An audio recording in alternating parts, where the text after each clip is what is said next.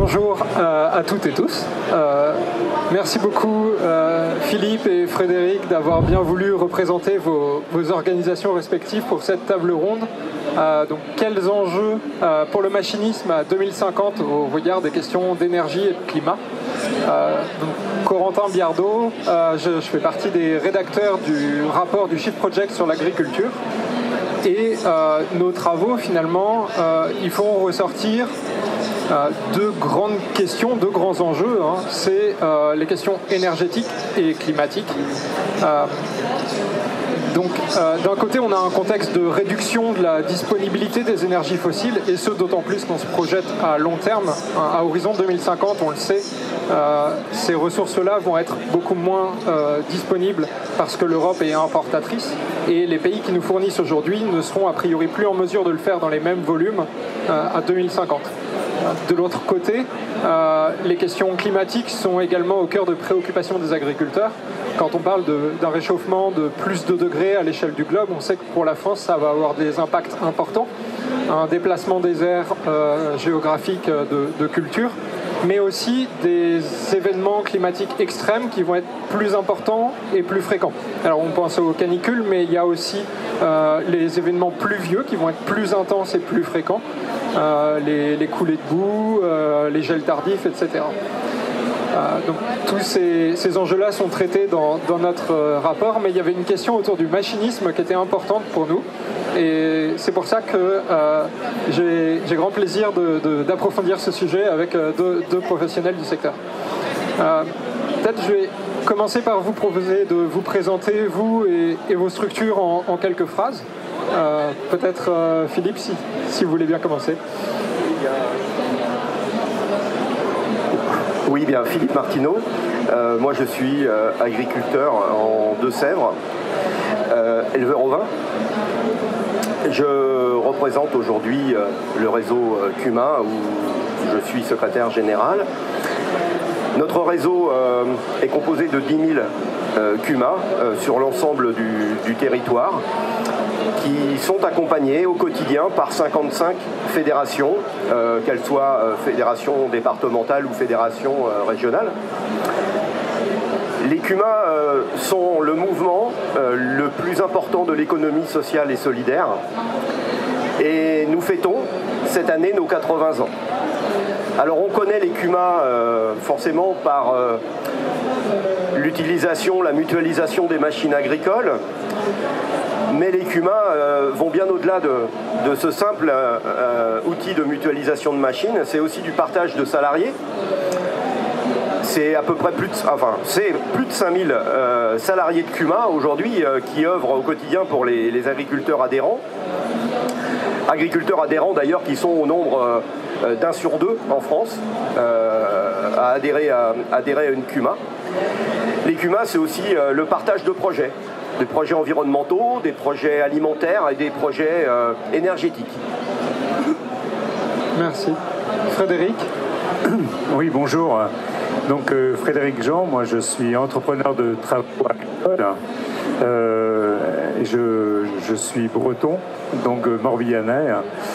Et je préside donc EDT Bretagne et j'ai une première vice-présidence déléguée au niveau de la Fédération nationale. Donc pour présenter la profession, parce que bien souvent on est un peu les inconnus du monde agricole, et pourtant comme les CUMA on existe depuis très longtemps, parce qu'on a fêté nos 100 ans il y a 2 ou 3 ans.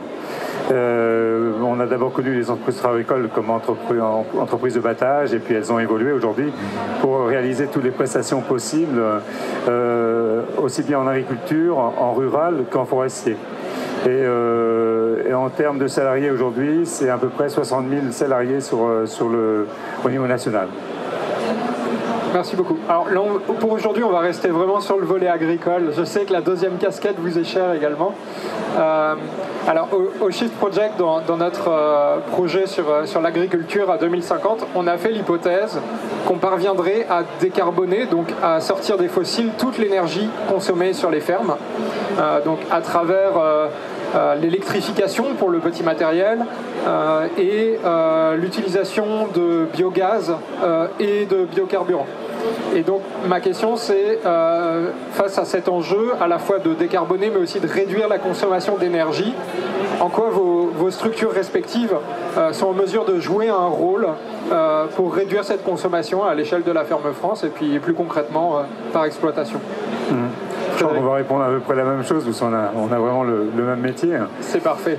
Mais c'est vrai que nous, c'est déjà de réduire les consommations, tout simplement. Donc on a mis en place des formations de conduite économique. En Bretagne, on a fait une étude, Green Driver, où on a mis des capteurs sur tracteurs pour vraiment enregistrer les différences de conduite qu'on pouvait avoir, et puis conduite automatique, etc., par rapport à la conduite du chauffeur lui-même, avec des différences jusqu'à 15% de consommation, donc ça parle déjà. Et puis autrement, bien sûr, mais ça c'est pour nous deux, là, c'est tout ce que la technologie peut nous apporter en matière de coupure de tronçons, en matière de guidage, on évite les passages supplémentaires. On vient aussi en un seul passage faire 2 actes, on va préparer le sol, on va semer sur un seul passage, donc à chaque fois c'est du carburant en moins. Allez, Philippe. Oui, moi je voudrais rappeler quand même 2 chiffres pour commencer. C'est que l'agriculture, c'est 1,4 million de moteurs thermiques. Si on le compare au secteur routier, c'est 600 000 poids lourds. Donc on veut dire qu'il y a un impact important. Et également que la consommation des matériels agricoles représente 50% de l'énergie consommée en agriculture. Donc pour nous, le rapport de Shift Project tel qu'il est sorti est pour nous réaliste, mais à condition que les politiques publiques aussi aujourd'hui infléchissent leur politique pour aller vers du matériel plus vertueux, plutôt que d'inciter en permanence le suréquipement de la ferme France. Il y a des points qui ont été soulevés également pour permettre ces économies. Donc pour nous, forcément, la mutualisation du matériel agricole plutôt que l'achat individuel en est un. L'éco-conduite, vous l'avez précédemment cité, c'est également 20% d'économie de carburant possible après avoir effectué ce stage. Vous avez le passage au banc d'essai moteur également, qui permet d'économiser 1 litre à l'heure. Hein. Sur des tracteurs, ça peut être 800 à 1000 litres à l'année.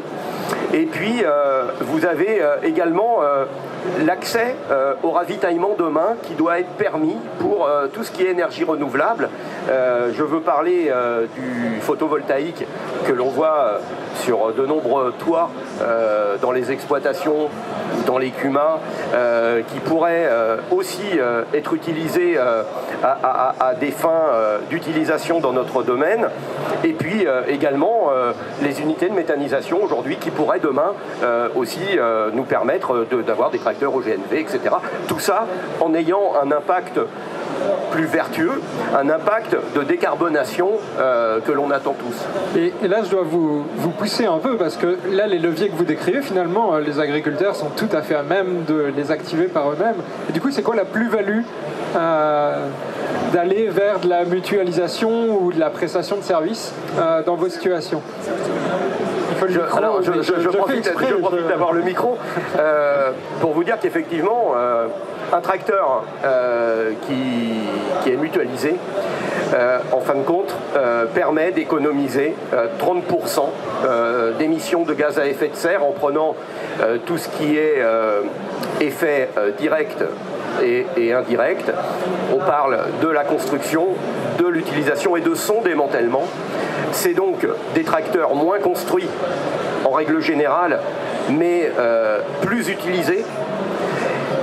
Malheureusement, il faut reconnaître qu'aujourd'hui, nous sommes qu'à 10% du parc matériel mutualisé, hein, selon, pour nous, les données de différents rapports économiques publiés par Axema, alors que nous avons une ambition de porter, nous, cette mutualisation à 30% d'ici 2050, de façon, je dirais, à avoir un impact aussi sur la consommation d'énergie, mais aussi sur l'environnement. Mais ça, il faudra bien évidemment que les pouvoirs publics nous accompagnent sur ce volet-là. On va y revenir, merci. Frédéric, en fait, j'exprime un peu la même chose, hein, par rapport à la mutualisation. En fait, c'est vrai que on est là pour acheter un matériel entre guillemets cher. Hein, on va apporter de l'innovation, on va être capable en fait de mettre du matériel qu'un agriculteur ne pourra pas s'offrir à disposition. Hein. Et ce matériel, on va l'optimiser déjà nous à fond. Mais en plus, on va travailler beaucoup plus rapidement. On va réduire la consommation par la surface qu'on va réaliser en fait sur une heure de temps.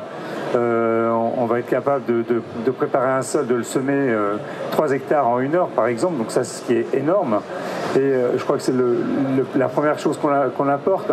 Mais par rapport à l'environnement, là on parle carburant, mais même par rapport à l'environnement, c'est moins d'émissions. Enfin, lorsqu'on n'est pas en lisier, on vient apporter la solution enfouisseur, on vient apporter la solution pendillard, par exemple. Et là, on va dans le bon sens, mais on est capable d'amener ces matériels très chers, avec coupures de tronçons, etc., que l'agriculteur ne pourra pas s'offrir. Et en fait, je disais qu'on a le même métier, mais c'est vraiment ça. On est aussi facteur de mutualisation de la même manière, quoi.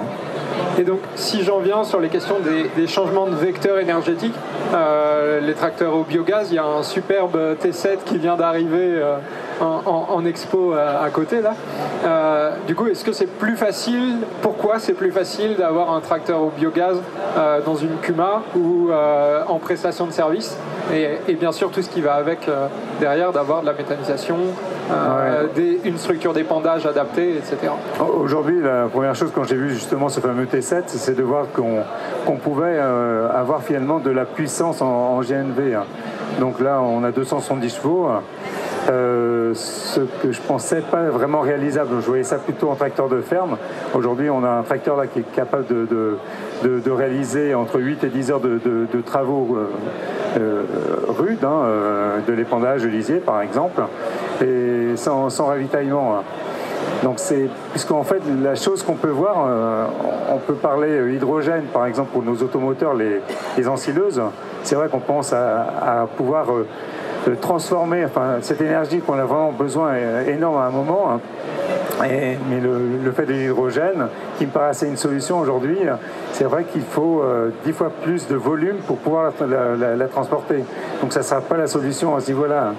On a bien sûr les biocarburants et il y a une chose pour les biocarburants, quand on a un biocarburant aujourd'hui qui est plus cher qu'un GNR, ça laisse songeur.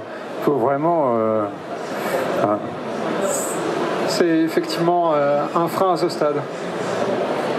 Voilà, puis comme vous le disiez tout à l'heure, ces tracteurs aujourd'hui de 170, de 200 chevaux, etc., qui ont un coût important pour nos structures, viennent encore alimenter, je dirais, les charges de mécanisation qui existent dans nos exploitations, qui sont aujourd'hui de l'ordre de 25%, qui nous placent, nous, en France, parmi les exploitations les plus chargées, hein, en termes, je dirais, européens, hein, en termes de mécanisation.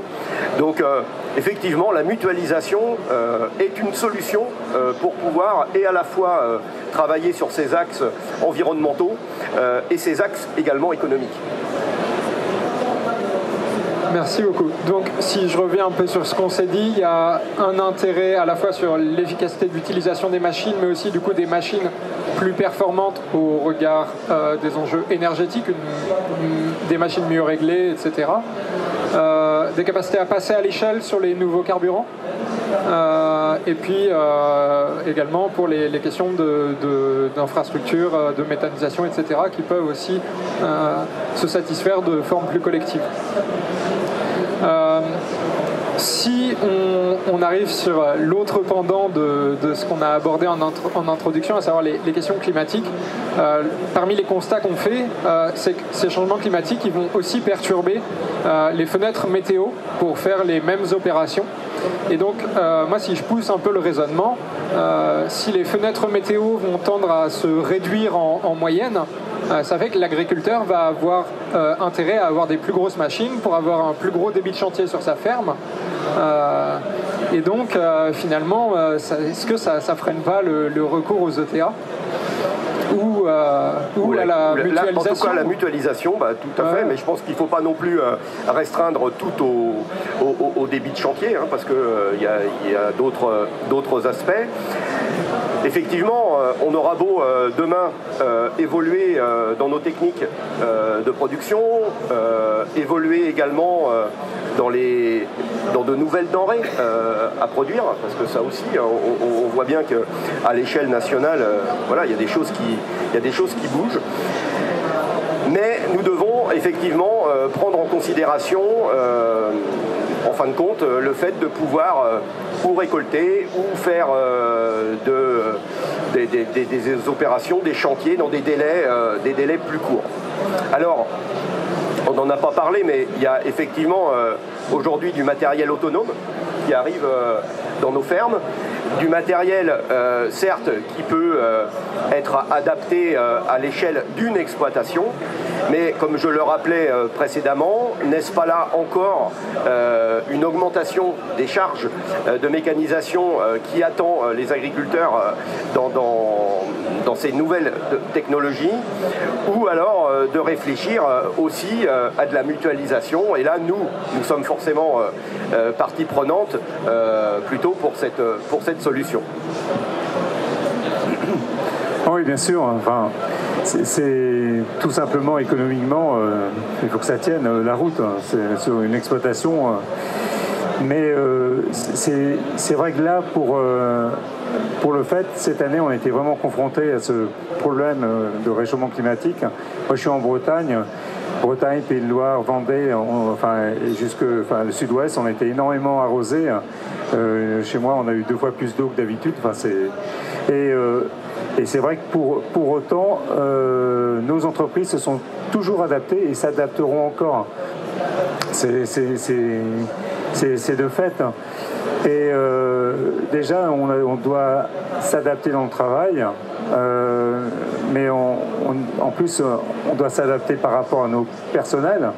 Enfin, les gens qui travaillent avec nous sont soumis aussi à des horaires, etc. Et c'est un ensemble de choses qu'on est obligé de vraiment remettre en question par rapport à ce réchauffement climatique. On doit intervenir plusieurs fois chez un même exploitant, parce qu'en fait on a des portances différentes. Par exemple, là c'était le cas, en cas de sécheresse il faut aller aussi beaucoup plus vite, mais par contre on a aussi des matériels qui sont devenus énormément performants. Donc en matière de récolte ou de semis, je parlais de 3 hectares à l'heure, c'est du régulier aujourd'hui. Hein. Donc voilà, en cas de sécheresse, on est capable de réagir, et puis on adapte nos machines. On monte des chenilles s'il faut sur une moissonneuse pour aller chercher un maïs.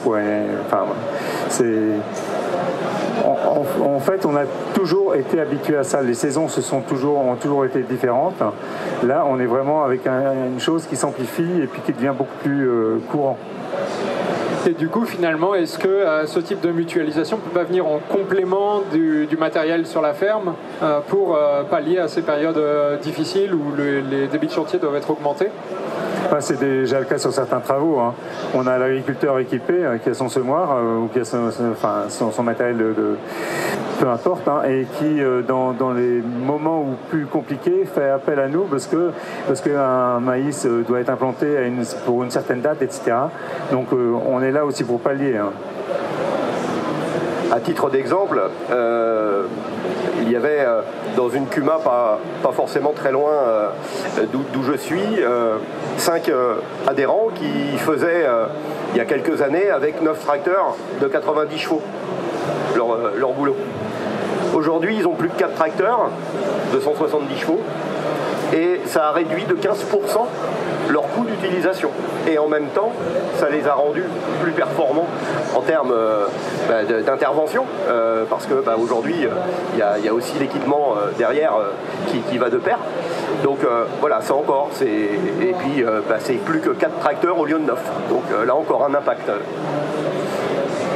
Et du coup, sur ces questions de changement climatique, est-ce qu'il y a d'autres aspects pour lesquels le machinisme présente un enjeu et le machinisme en commun ou sous forme de prestations en particulier?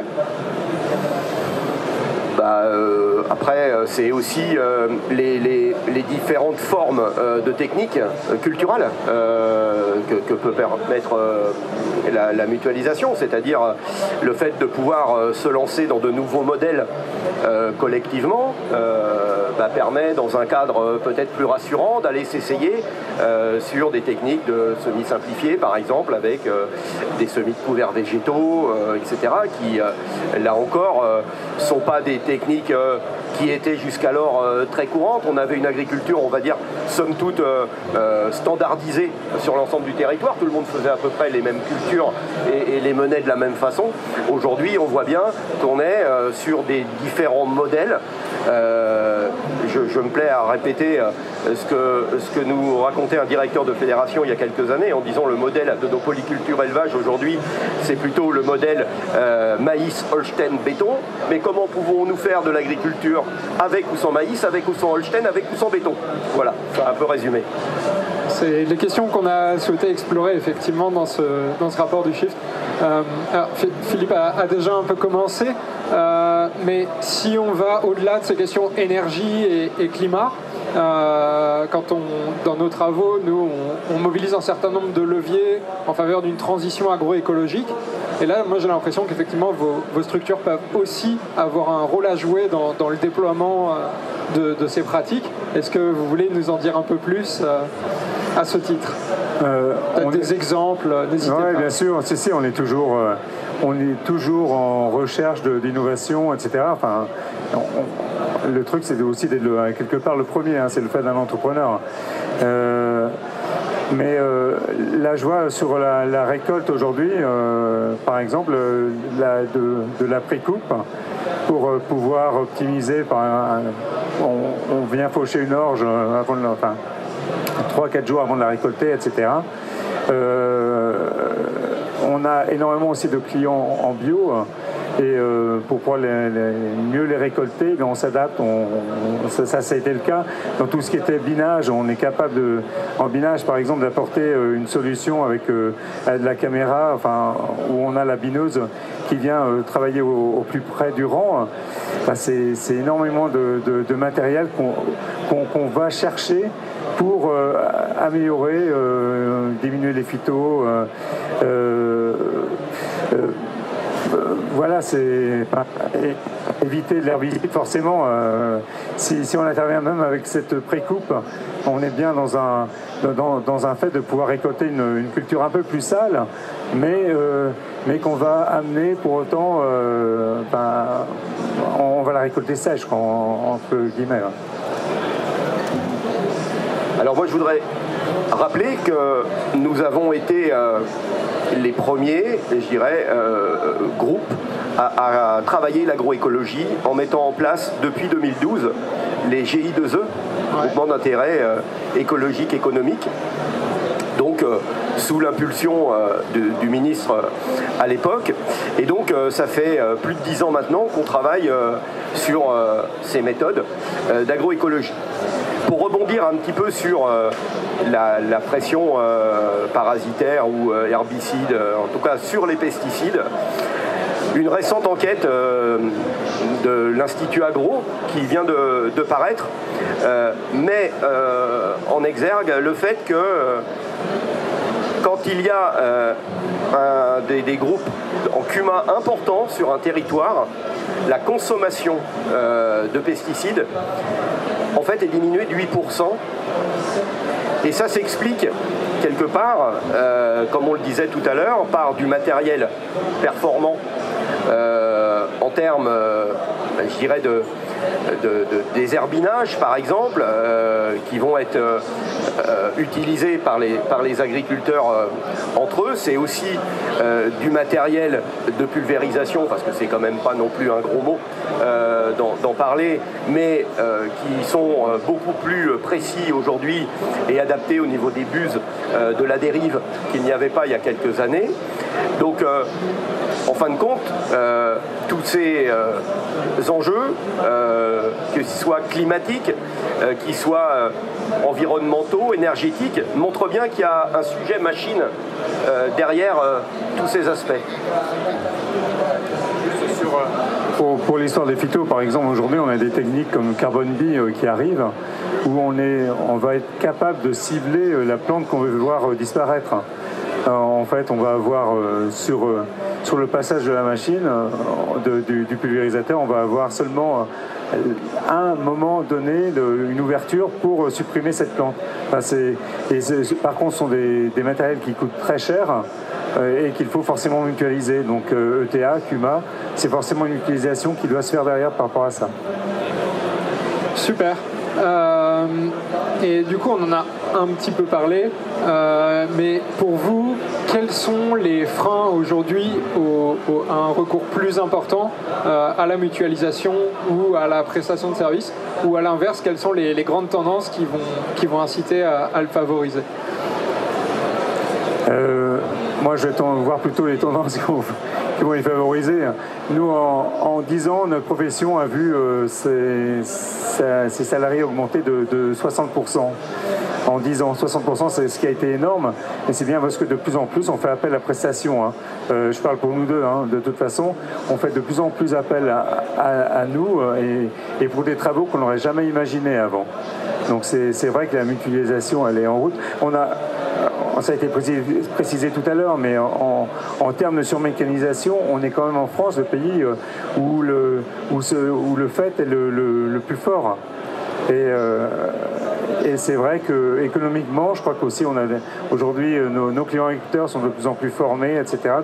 Là, on fait juste appel à de la gestion et ils voient complètement où est leur intérêt, et mutualiser du matériel, c'est forcément la meilleure des choses à faire. Et alors les freins pour les CUMA, désolé. Non, il n'y a pas à être désolé. Nous souhaitons déjà, je dirais, comme je le rappelais en préambule, que le sujet machine soit prioritairement traité de façon politique et plus forcément technique. Donc pour ça, il faut aussi, je dirais, une évolution dans les accompagnements des politiques publiques, plutôt, comme je le disais, à usage plus vertueux, plutôt que d'aller toujours vers des guichets uniques qui contribuent en permanence à ce suréquipement et qui font qu'on a ces charges de mécanisation, etc. Ça, c'est une chose. Nous avons rencontré la ministre Annie Genevard il y a 3 semaines de cela, et nous lui avons proposé, suite à la sortie d'un plaidoyer mécanisation que nous avons réalisé au travers de notre réseau, un varenne de la machine, comme il a été réalisé pour l'eau. Qui mettrait tous les acteurs de la machine autour d'une table pour que demain il y ait un vrai cap qui soit donné à la machine. Et puis une autre chose qu'il faudra peut-être aussi parler un jour, c'est lever le tabou de la fiscalité agricole qui favorise plutôt aujourd'hui l'achat individuel que la mutualisation dans l'agriculture. Frédéric, une réaction? Non, mais je suis entièrement d'accord là.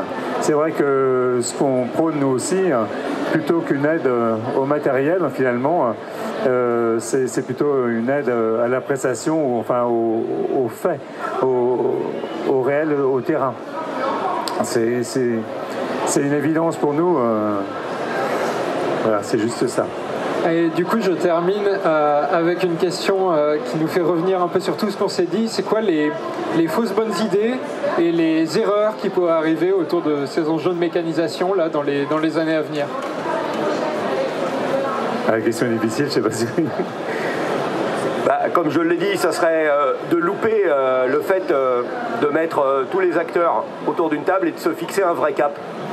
Parce que la partie coût de production, la partie machine a toujours été, a toujours fait partie des grands absents des politiques. On parle, nous, d'impensé politique sur ce sujet, alors que, voilà, il y a...